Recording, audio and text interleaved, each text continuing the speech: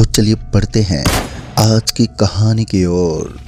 दोस्तों, ये कहानी राजस्थान राज्य के उदयपुर नाम के एक जिले की है। इस जिले के अंदर भूत प्रेत आदि का कितना ज्यादा खौफ है ये तो हम अच्छे से जानते ही हैं, लेकिन क्या आपने कभी सुना है कि इस जिले के अंदर आखिर भूत प्रेतों को इतनी ज्यादा मान्यता क्यों दी जाती है? सुना है यहाँ पर पहले एक गांव हुआ करता था। उस गांव की आबादी काफी ज्यादा थी, लेकिन धीरे धीरे उस गांव के अंदर कुछ ऐसा हुआ है जिसके बाद उस गांव की न सिर्फ आबादी कम हुई बल्कि उसके साथ साथ गांव पूरी तरीके से बर्बाद हो गया था। तो आइए जानते हैं उस गांव के साथ हुआ एक ऐसा किस्सा जिसे सुनकर अच्छे अच्छे लोग भी कांप उठते हैं। उस गांव में रामू काका उस गांव के मुखिया हुआ करते थे। मेरा नाम अनिकेत है और उसी गांव का सदस्य हुआ करता था। खैर, अब तो वो गांव पूरे तरीके से खत्म हो चुका है, तो अब मैं उस गांव की काफी सारी चीजों के बारे में नहीं जानता हूँ, लेकिन कुछ बातें हैं जो सुनी सुनाई हैं और कुछ चीजों को मैंने अपनी आंखों से भी देखा है। हमारे गांव के बगल में एक तालाब बना हुआ था। उस तालाब के अंदर गांव का पूरा कचरा जाता था। कुछ लोग कहते थे कि उस तालाब के अंदर कूड़ा कचरा नहीं जाना चाहिए, क्योंकि उस जगह किसी देवता का वास था और किसी भी देवता के मंदिर के आजू बाजू में हमें कचरा नहीं फैलाना चाहिए, इससे देवता लोग क्रोधित हो जाते हैं। लेकिन इन सभी बातों को हमने कभी भी सीरियसली नहीं लिया और इन सभी को अनदेखा करते रहे। लेकिन गांव वालों को नहीं पता था कि एक दिन उनकी जिंदगी में कयामत आएगी जो उन सभी को पूरी तरह से हिलाकर रख देगी। एक रात की बात है जब सभी गांव वाले होली मनाने में बिजी थे। सभी के अंदर होली का त्योहार शोर शराबा मचा रहा था और 2 दिन के बाद होली थी, लेकिन उससे पहले ही लोगों ने खूब तैयारी कर ली थी। लोग हुक्का पीते और शोर शराबा करते रहते थे। गांव के बीच में कुछ महिलाएं गीत गाती थी, लेकिन ये सिलसिला सिर्फ एक दिन ही चल पाया। दूसरे दिन हमारे गांव में किसी की भयानक लाश मिली और अब ऐसा नहीं था कि गांव के अंदर मिली वो लाश कोई नॉर्मल लाश थी। वो गांव के मुखिया के बेटे की लाश थी। कुछ दिनों से उसकी मानसिक स्थिति ठीक नहीं चल रही थी और अचानक इस तरह का उसका गुजर जाना पूरे गांव के अंदर का भगदड़ मचने जैसा था, क्योंकि मुखिया के घर पर मौत होने का मतलब था कि अब गांव के अंदर किसी भी त्योहार का कोई आयोजन नहीं किया जाएगा। यह सुनकर मुझे अंदर ही अंदर घुटन हो रही थी, क्योंकि मैं भी उसी गांव का सदस्य था और कुछ दिनों पहले ही शहर से मैं गांव में आया था। हालांकि गांव की काफ़ी सारी चीज़ों के और रूल्स के बारे में मैं नहीं जानता था, क्योंकि मैं अपने पापा के साथ शहर में रहता था और मेरे पापा का बाजार में एक बिजनेस का काम था। तो उसी के सिलसिले में मुझे एक पापा के बगल वाले रूम में रहकर पढ़ाई करनी पड़ती थी। लेकिन जब मुझे पता चला कि अब गांव के अंदर होली के त्योहार का आयोजन नहीं होगा, तो मैं पूरी तरह से टूट सा गया था, क्योंकि मैं काफ़ी सारी उम्मीद लेकर आया था कि मैं तो होली का त्योहार अपने गांव में ही मना लूँगा। लेकिन अब मैं ना तो गांव का रहा और ना ही अपने शहर का, क्योंकि इतनी जल्दी शहर जाना मुमकिन नहीं था। इसलिए मैंने सोचा कि इस साल तो मुझे बिना होली के ही रहना पड़ेगा। वो तो ठीक था, लेकिन उसके बाद जो होने वाला था वो ना ही तो मैंने कभी सोचा था और ना ही गांव वालों ने कभी उसके बारे में महसूस किया होगा। हुआ कुछ ऐसा था कि जैसे ही गांव वाले मुखिया की बेटी की लाश को दफनाने के लिए जा रहे थे, तो वहां तेज आंधी का आगमन हुआ था। आंधी इतनी ज्यादा तेज थी कि लोगों के घरों की टपरियां उखड़ने लगी थी और उनके छोटे छोटे बर्तन भी हवा में उड़कर काफी दूर चले गए थे। सिर्फ 5 मिनट उस तूफान ने सब कुछ जैसे बर्बाद सा कर दिया था। तहस नहस होता देख मेरी भी आंखें फटी की फटी रह गई और आज से पहले मैंने इतनी भयानक आंधी को नहीं देखा था। उस वक्त मैं इतना ज़्यादा सहम गया था कि मुझे समझ में नहीं आ रहा था कि कभी इतनी तेज आंधी भी आती है, क्योंकि इससे पहले मैं शहर में रहता था और शहर में इस तरह की आंधी का आना नामुमकिन होता है, और अगर आती भी है तो मैं बंद कमरे में रहता हूँ। मुझे उसके बारे में कैसे मालूम होता, लेकिन आज की जो आंधी थी वो बहुत ही ज़्यादा भयानक थी। किसी तरह उस लड़के की डेड बॉडी को शमशान घाट तक पहुंचाया गया। मैं भी उन सभी के पीछे पीछे शमशान घाट जा रहा था, लेकिन बीच में मेरे दादाजी ने मुझे घर भेज दिया। उन्होंने बताया कि बच्चों का शमशान घाट में कोई काम नहीं होता, लेकिन मेरे अंदर तो शमशान घाट को देखने की तुल मची हुई थी। तो मैं शमशान घाट को देखना चाहता था, लेकिन बार बार मेरे दादाजी मुझे टोकते रहते थे। दादाजी के हट के कारण मुझे घर वापस जाना ही पड़ा। होली का त्योहार तो नहीं मनाया जाएगा, लेकिन कुछ बनाकर तो खा ही सकते हैं। यही सोचकर मैंने अपनी दादी को कहा, तो दादी ने मुझे डांटते हुए कहा, ऐसा नहीं होता हमारे गांव में। एक कच्ची मौत हुई है और हम मिठाई वगैरह चीज बनाकर खाएं, ये तो किसी की मौत का अपमान ही होगा। अब हमने तो अपने ऊपर से संकट का बादल डाल दिया था, लेकिन कुछ ऐसे भी लोग थे जिन्हें इस बात से कोई फर्क नहीं पड़ा और वो होली के त्योहार को मनाने के लिए अभी भी उत्साहित हैं। हालांकि लोगों के सामने नहीं, बल्कि अकेले में तो वो त्योहार को मना ही सकते थे। उन कुछ लोगों के अंदर जिस तरीके से होली मनाने की कीड़ा पैदा हो रहा था, वो नहीं जानते थे कि उनके साथ आगे क्या होगा। वो बस इतना जानते थे कि वो होली का त्योहार मनाएंगे, लेकिन बाद में उनकी जिंदगी के साथ कौन सा खिलवाड़ होगा, वो इस चीज से रूबरू नहीं थे। खैर ये जानते हैं आगे क्या हुआ। उस लड़के की डेड बॉडी को दफना तो दिया गया था, लेकिन उसकी डेड बॉडी को दफनाने के बाद गांव के अंदर अजीब हरकतों का प्रचार सा होने लगा। दरअसल गांव के अंदर कुछ ऐसी चीजें नजर आने लगी थी जिनको देखकर ऐसा लग रहा था कि गांव के अंदर कुछ अजीब चल रहा है।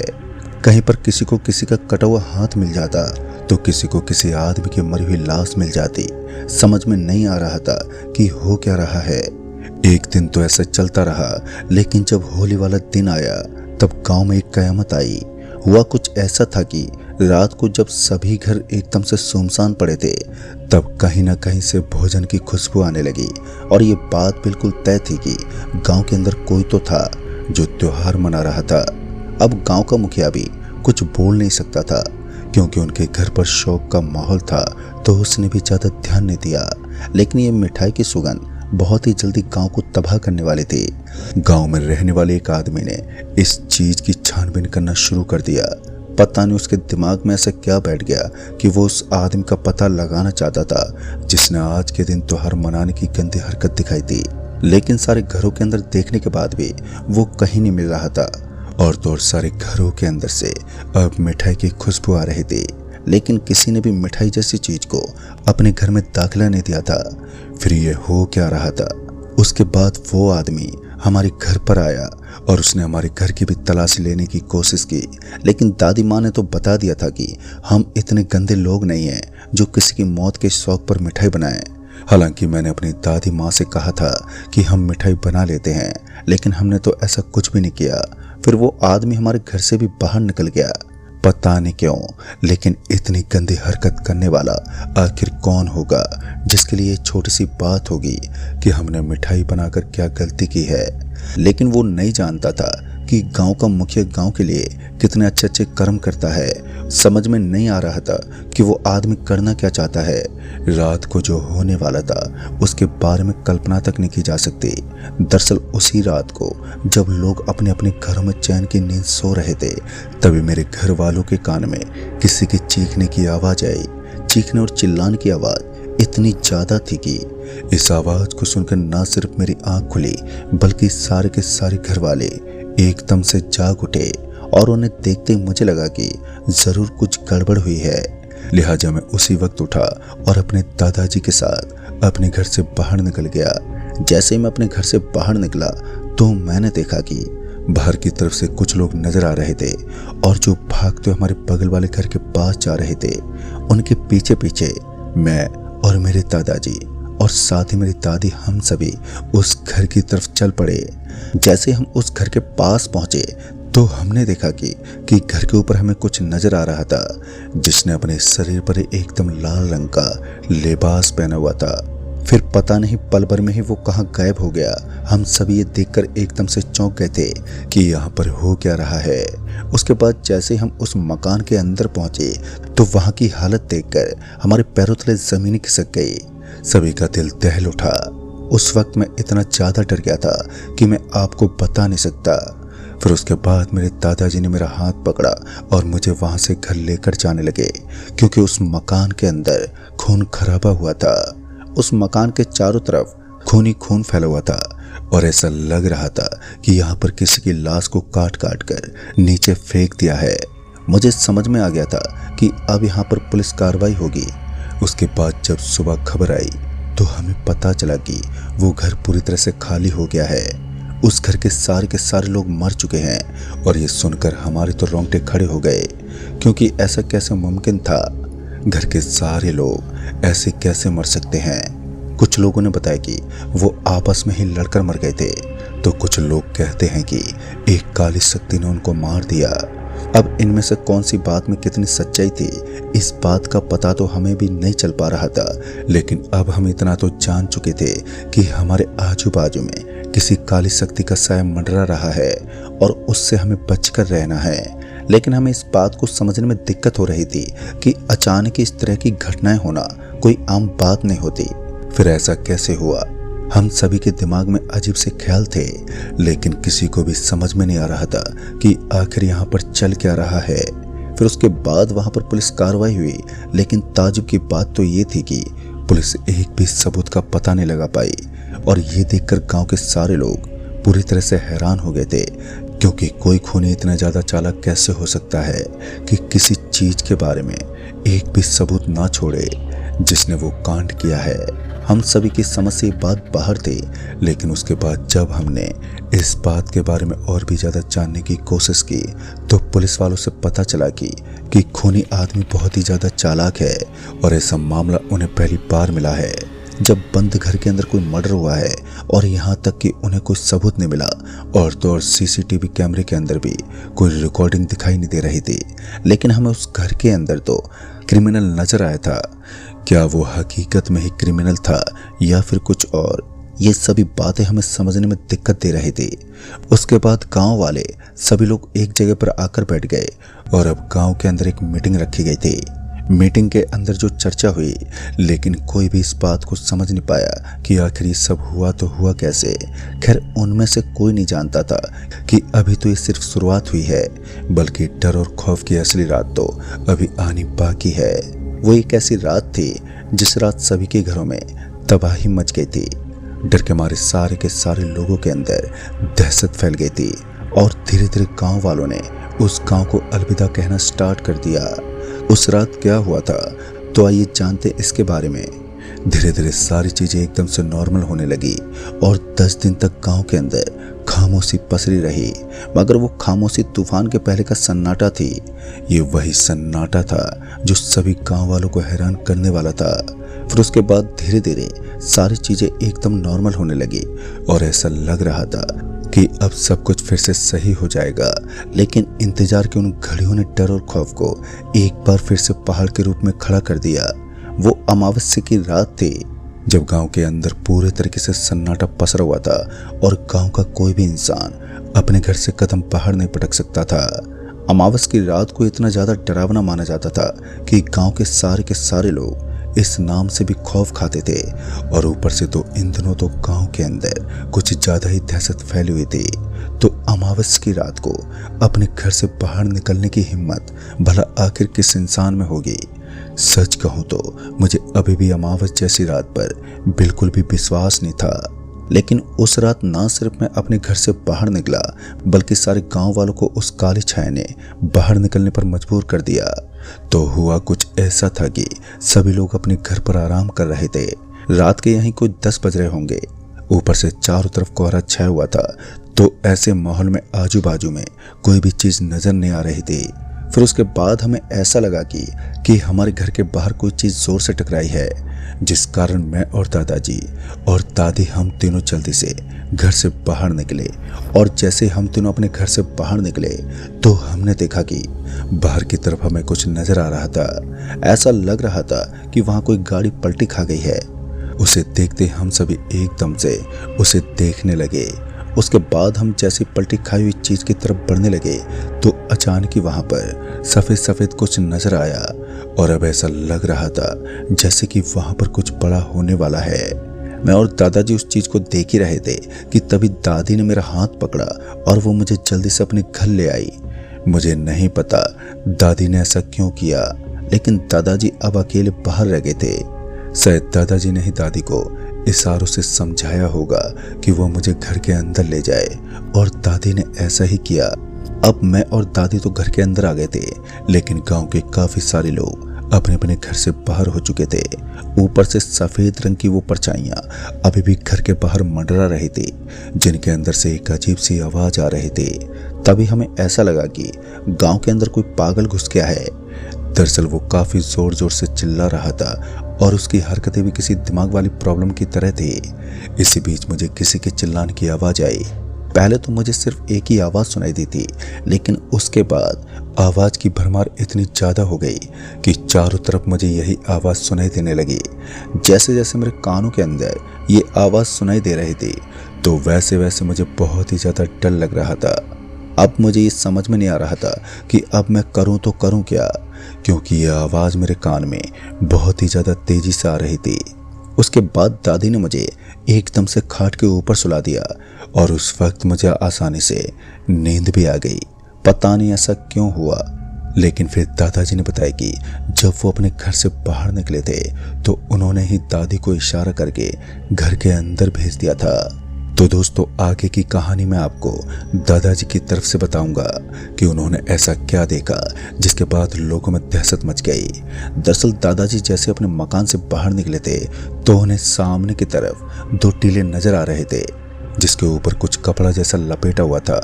और वहां हमें ऐसा लगा जैसे वहां पर किसी की गाड़ी का एक्सीडेंट हुआ है, लेकिन ऐसा कुछ नहीं था। जैसे उन्होंने उस कपड़े को उठाया तो उन्होंने देखा कि उस कपड़े के नीचे हमें काफी सारी डेड बॉडी नजर आ रही थी। और डरा देने वाली बात तो ये थी कि ये सारी की सारी डेड बॉडी गांव के हर एक घर के अंदर से थी, यानी कि गांव के अंदर काफी सारे लोगों की मौत हो चुकी थी। और अब ये मौतें इस कदर बढ़ गई थी कि उन्हें देखकर दादाजी को घिन आने लगी थी और ऐसा लग रहा था जैसे कि उन्होंने बहुत ही कुछ गंदा देख लिया है। और वाकई ये बात हकीकत थी कि उन्होंने जो अपनी आंखों से देखा था वो एक डरावना पल था। किसी को भी समझ में नहीं आ रहा था कि यहाँ पर चल क्या रहा है। फिर उसके बाद मेरे दादाजी ने उन लाशों को एक तरफ घसीटना शुरू कर दिया। जैसे वो उन लाशों को घसीट रहे थे तो उन्हें अपने पीछे से एक आवाज आई। आवाज को सुनकर वो जैसे पीछे पलटे तो उनके रोंगटे खड़े हो गए, क्योंकि इस बार उन्होंने जो देखा था वो इतना ज्यादा खौफनाक था कि उनके कदमों के नीचे से जमीन खिसक गई।